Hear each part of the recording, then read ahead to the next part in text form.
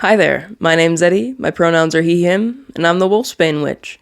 And today I want to talk about the most powerful tool in my practice, my oh shit tool. I know, so eloquently put, right? So, what is an oh shit tool?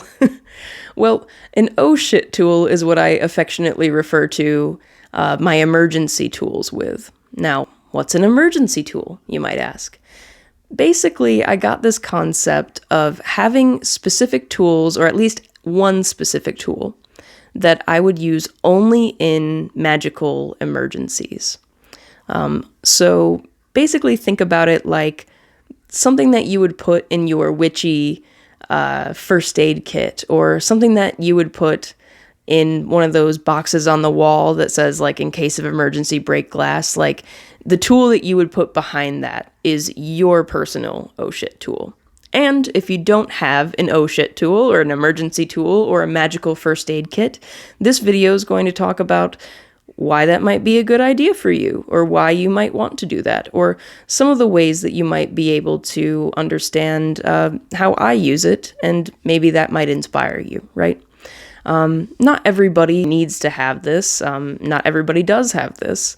I've found it to be pretty useful in my practice, and I'm going to talk to you about the different circumstances in which I have used it and how I created mine.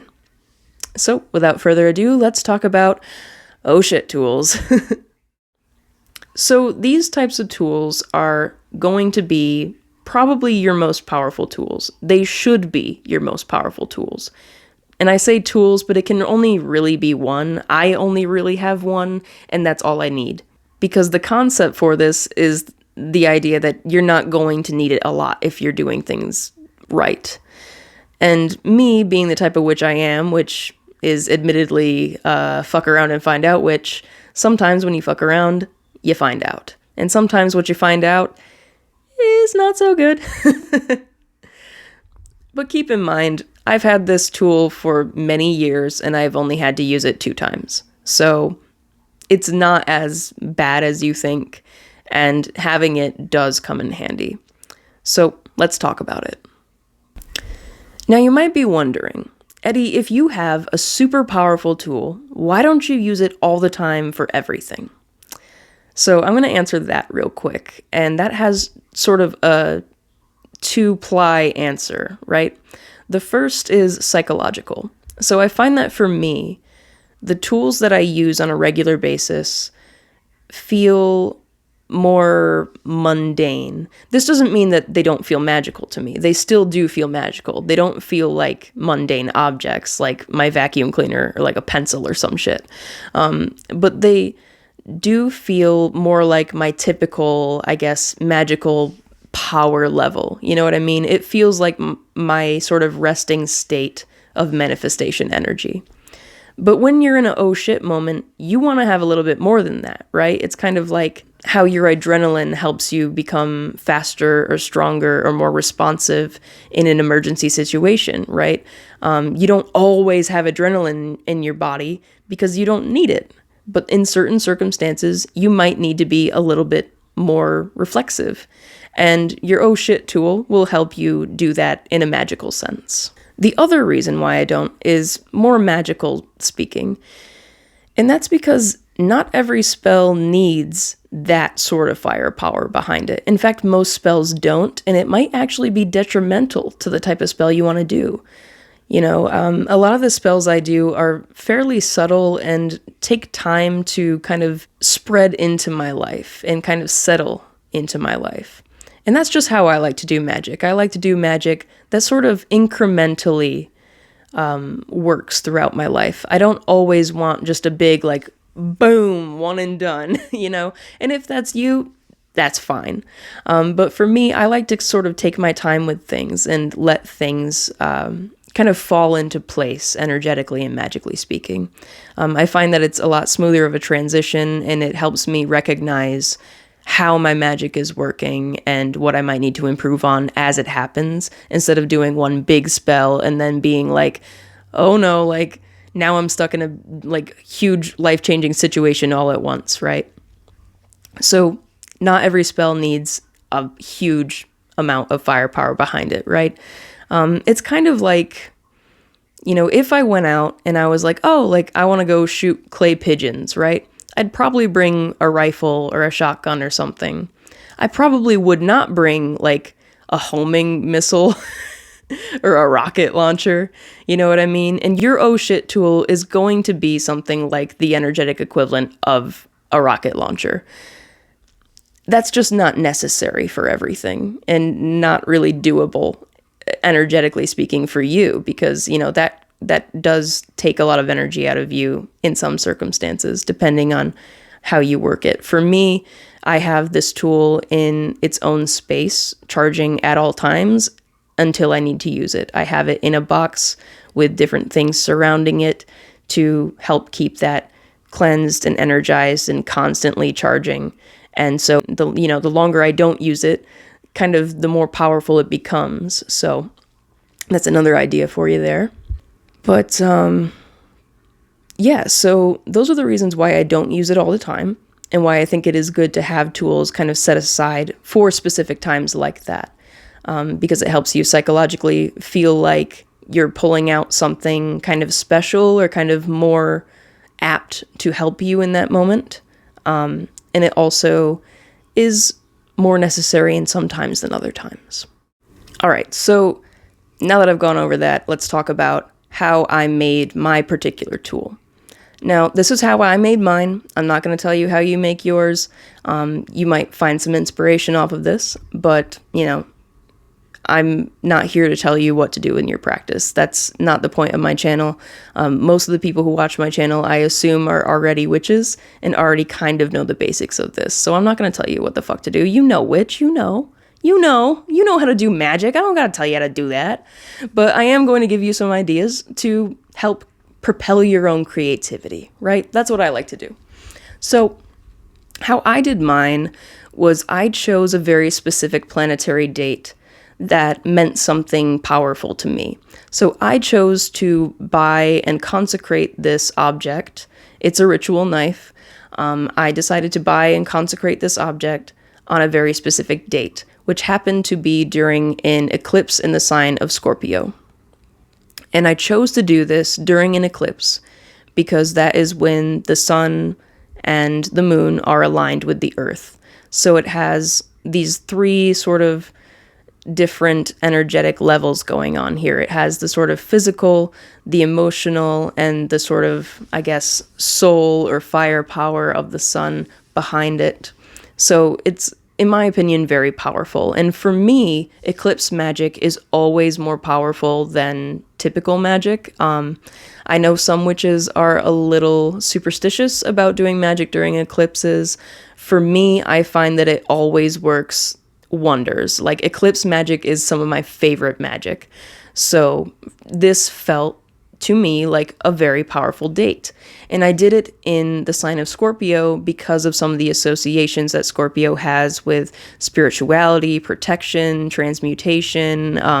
It's traditionally ruled by Mars, so there is a sort of Martian energy to it. But it's also good for healing, for sort of rebirth and stuff like that. So I could really use this in whatever emergency scenario that would come across. If I needed to do a cord cutting, well, because Scorpio is associated with Mars, it has that sort of cutting and slicing and kind of getting rid of energy. So it's great for banishing. It could be good for binding. It could be good for all sorts of different things. It could be really good for wealth magic because Scorpio, if you go with the more Pluto, the more modern planetary association, Pluto's often associated with wealth and stuff like that. So it has this association with wealth. It has association with death and spirits. So having all of that connected with the sun, the moon, the earth, and then the connection to all of the things associated with Scorpio, for me, that felt like it would cover all my bases. So I keep it charged along with things that kind of help empower that sort of sun, moon, and Scorpio energy going on with it. Which, by the way, sun, moon, and Scorpio happens to be associated with my big three in my astrological chart. Sun in Cancer, moon in Leo, rising in Scorpio. So it does have personal connections to my literal physical self as well.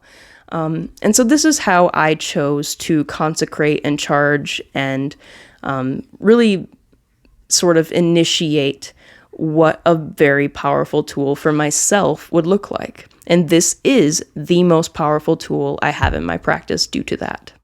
So I've had this tool for 3 or 4 years now, and I've only had to use it twice, like I think I've said before. I don't know, my ADHD is all over the place. I've had to re-record this because I keep tripping over my own words. So I don't know if I said that in this take or not. You live with it. I don't know. If I repeat myself, okay? But I've only had to use it twice, and I'm going to tell you now about the times I've had to use it and what I did during that. So, like I said, this is a ritual knife. I keep it in a very specific place, and I only use it during emergencies. So what are the emergencies that I have had to actually use this for? The first one was when I was living in an abusive situation. I am out of that situation now. I am completely fine. You don't need to worry about me. I'm not at risk for anything while I'm saying this, or I'm not living in a risky situation right now, so I'm okay to talk about this. But at the time, I was in an abusive position where sometimes physical altercations would happen. And during one of these altercations, I was pushed into a standing mirror that was leaning against the wall, and the mirror shattered. And this was during a very heated physical fight. And after that fight was over, that energy lingered, and it was lingering in the pieces of the mirror. It was lingering all in my room. It felt like that moment in an argument where there's like a silence in between the two people arguing, where there's like that tension that you could cut with a knife in the air. My room just felt like that, and it would not go away. And I knew that I needed to do a cleansing and a banishing, and I knew that I needed to take care of these pieces of broken mirror. And look, I'm not super superstitious about that sort of thing. I'm not like, oh no, 7 years bad luck every time a mirror breaks. But like, if a mirror breaks in a circumstance like that, there's going to be bad energy attached to it regardless. It doesn't matter if it was a mirror or if it was something else. Like, that needs to go. And that needs to go quick, right? And I didn't really know what to do, but then I remembered I have an oh shit tool. Yay! Thank you, past me. You're welcome, future me. Anyway. So I took out this tool and I basically circled my entire room with it, and I rang a bell and had like a homemade rattle at the time that I just used to like shake up that energy, and I basically just cut it out using my ritual knife.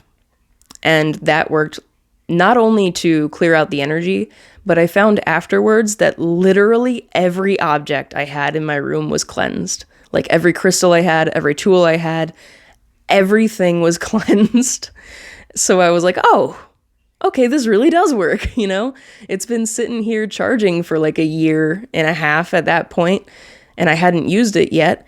And then, so the first time I used it, it worked. And so that was good confirmation, like, okay, you know, pat on the back, I did it good. So this concept that I was toying with of having an emergency tool actually worked. So the second time I had to use it was shortly after I moved into the apartment that I'm currently in.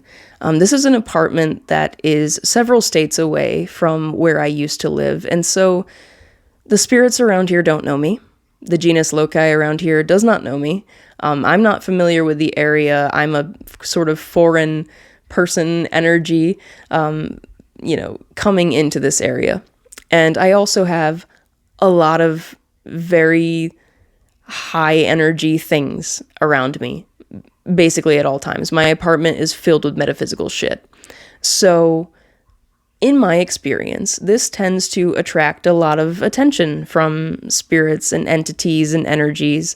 Most of the time it's pretty fleeting, and most of the time it's fairly neutral and just kind of curious, or sometimes it's even kind of helpful and nice, and you get like a new spirit ally, right?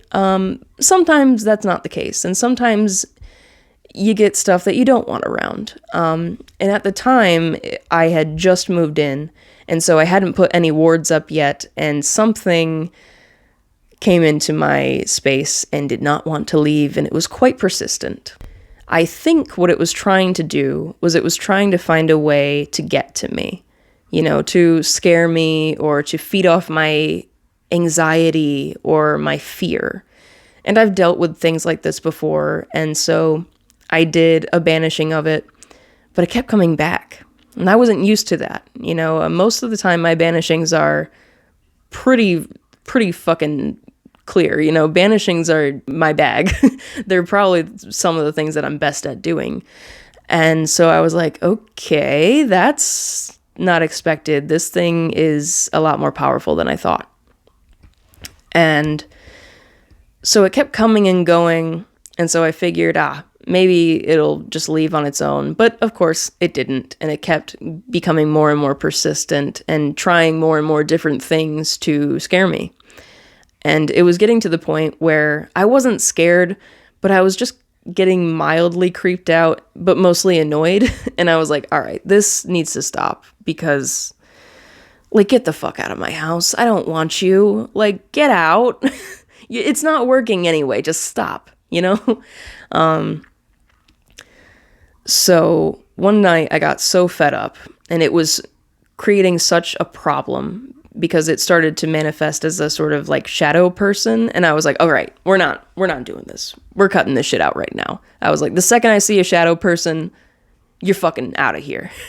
We're not doing this. I'm not playing no games.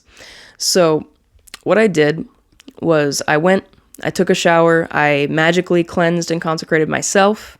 Then I went into my bedroom and I sealed off that room. I completely cleansed that room. And then I got out my emergency tool. And when I did this, I did a little bit of incantations on myself, a little bit of sort of manifesting and hyping up my energy, essentially, is what I was doing. I was basically empowering myself. And I waited until I felt like this energy was literally waiting outside of my bedroom door for me.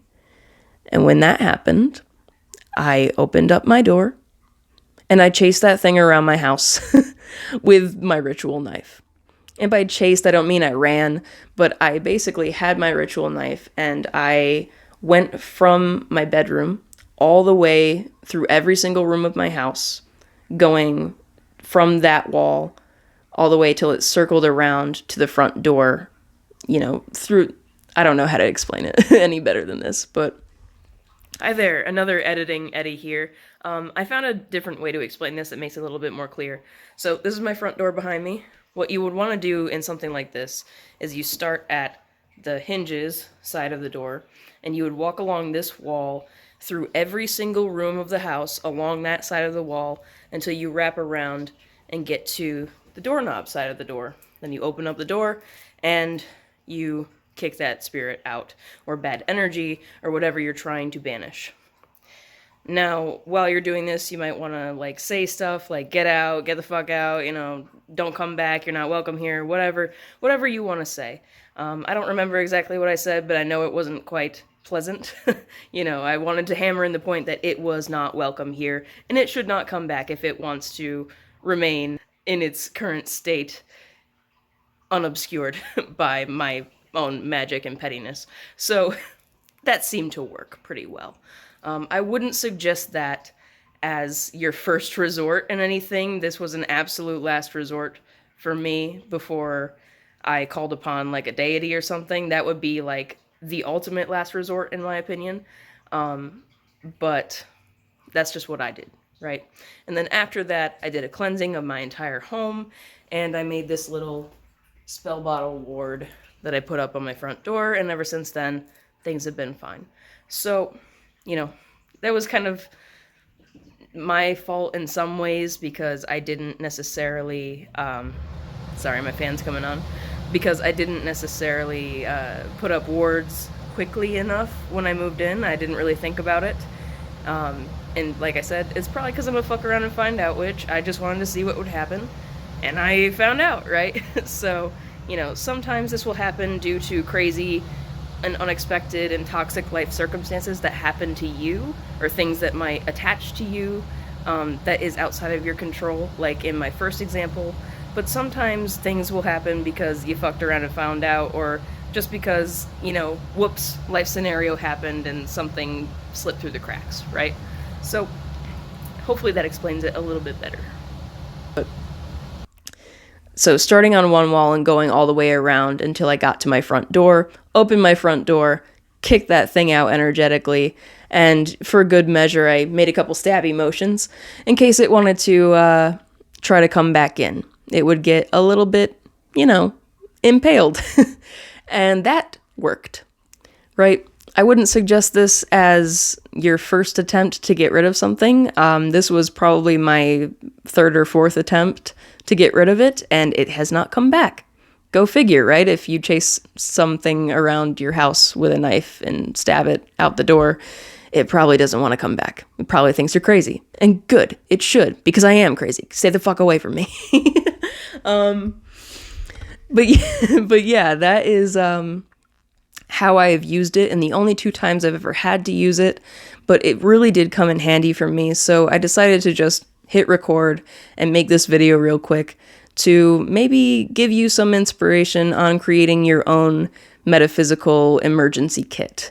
This can be a crystal, this could be a ritual knife, this could be a wand, this could be a certain oil or spray that you use. It could be literally anything, okay? Whatever feels the most powerful to you.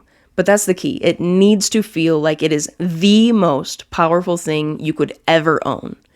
And, in order to make it truly an emergency tool, only use it when there is no other thing that you can do. I don't pull that knife out anytime. I only pull it out when I really, really absolutely need something and there is no room for mistakes. There is no room for error. I need that now, right? It's kind of like an emergency fire extinguisher, right? Like you need to make sure that fire extinguisher is going to work. Otherwise, if your fire extinguisher is faulty, that's not a good thing, So you need to make sure that it is functional and that it works for you. And how do you do that? Well, I would say, for me at least, if you psychologically feel like if in your mind there is no doubt in your head that this will work, it is the most powerful tool that you own, okay? Because you already know, you have no doubt, right? If you pick something up and you're like, I don't think this is gonna work, don't use it. Don't use it in that situation. Do not put that in your emergency kit. If you say, this is good enough, or I think this will work, that might qualify, right? Hi, Editing Eddie here. I just wanted to add a little something. So, let's say that I am 1,000 miles away from this tool, and I'm in an emergency. What do I do? So, if you are caught without this tool, one, you should know that none of these tools are the source of your power. You are the source of your power. So I know that if I ever do not have anything and all I have is me, I will be okay. But the reason why I have a tool is because in an emergency situation, when you're very stressed, when you're emotionally distressed, when things are going on, when you're not quite sure, when you might have doubts, that can make it kind of hard to center yourself and ground yourself and kind of find that power within yourself and remind yourself that you do have all that power inside of you. So having a tool that kind of has that already charged up that you can just pick up and use and not have to worry about anything is kind of the whole idea of this sort of emergency tool. However, if I do feel like I do need it and I'm, like I said, 1,000 miles away from this thing and I can't reach it, I can't touch it, there's nothing I can do, I can still work with this tool if I absolutely have to. And I can do that by working with it on the astral.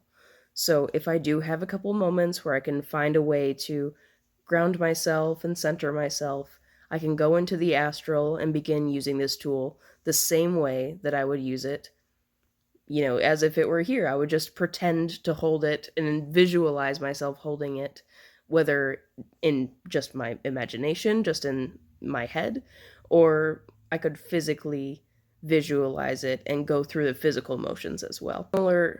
And that could have a very similar, if not the same effect, as if the actual tool was there. Because, like I said, I know that all of my tools, all of the power within them, like almost all of them at least, is from me. And that comes with me wherever I go because it's already inside of me and it's always inside of me. So, yeah, I just wanted to add that here that, like, I don't necessarily believe that these tools are more powerful than me because I recognize that all of the power within them kind of comes from me in some ways. So I know that if I'm ever in a bind and I don't have these things, I will be okay. And I suggest that same thing to you. I think that there is a level of recognition that we need to give ourselves that, you know, even if we make these emergency kits and stuff like that, at the end of the day, we don't really need them, but they are there to help us in case we do, because sometimes things can be a little complicated, right? And we need to work our magic to our needs. And I know that when I'm in a stressful situation, it is kind of hard for me to get into that mindset, and I can feel a little bit less powerful in those situations. So having a tool that basically has my self-confidence already baked inside of it, that already has that knowing, that deep knowing of the power within myself already inside of it, so I can just pick it up and use it, it makes it a lot easier. And that's why I decided to make this. Right. So just make sure that whatever you do, you are charging it with energies that feel the most powerful to you. So if you work with the moon a lot, you might want to charge it under a full moon or a new moon, right? If you work with a specific deity, you could ask the deity to, help consecrate that with you or to bless the object for you for whatever circumstances. Like I said, I did mine in a way that I could use it in multiple cases. So if I wanted to use it for healing, if I wanted to use it for protection, if I wanted to use it for banishing spirits or conjuring spirits or anything to do with wealth or death or anything kind of Pluto in nature or Mars in nature, sun or moon, or even Earth in nature, I could do that. And that covers a lot of shit, right? So I wanted to cover all my bases in a way that was compact into one tool. But if you want to have multiple tools or like a small set of things, that can work too. Have one tool for specific things. Have one crystal, have an object, have a specific herb that you know that you're going to pull out. It doesn't even need to be set aside in a specific place. But I do think that there is something kind of special about doing that. So yeah, I think that's all that I have for you for this video. Hopefully you got something out of it. If you have an emergency tool, let me know how it works for you and what it might be. If you don't have an emergency tool and this inspired you to make one, let me know how that goes. And I will see you in the next one. Stay safe, eat your vegetables, all that jazz.